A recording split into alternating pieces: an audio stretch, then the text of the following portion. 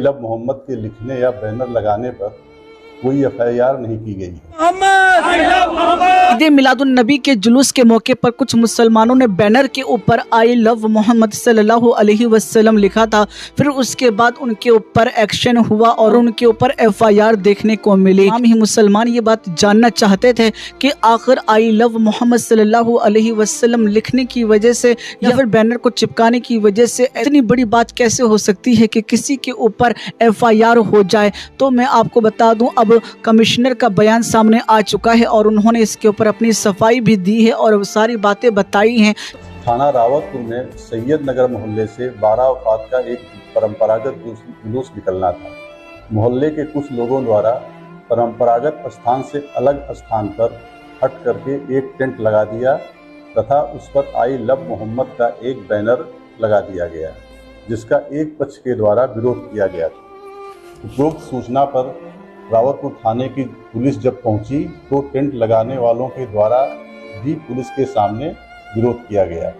बाद में दोनों पक्षों की सहमति से टेंट व आई लव मोहम्मद का बैनर परंपरागत स्थान पर लगवा दिया गया था। उल्लेखनीय है कि आई लव मोहम्मद के लिखने या बैनर लगाने पर कोई एफआईआर नहीं की गई है, बल्कि परंपरागत स्थान से अलग हटकर नए स्थान पर बैनर लगाने तथा जुलूस निकालने के दौरान इस पक्ष के द्वारा दूसरे पक्ष का बैनर फाड़ने पर हुई है।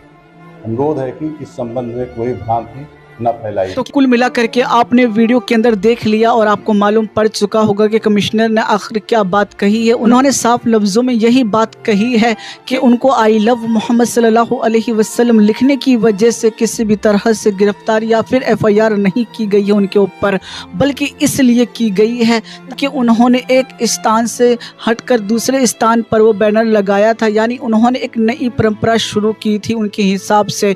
बहरहाल दोस्तों, पुलिस कमिश्नर जो हैं वो सही बोल रही हैं या फिर गलत बोल रहे हैं, आपकी जो भी राय हो अपनी राय ज़रूर रखिएगा। लेकिन जिन्होंने भी इस बात को लेकर एफआईआर दर्ज करवाई उनके दिल के अंदर बुग़्ज़ मोहम्मद सल्लल्लाहु अलैहि वसल्लम नज़र आता है। लेकिन ये बड़े अफसोस का मुकाम है।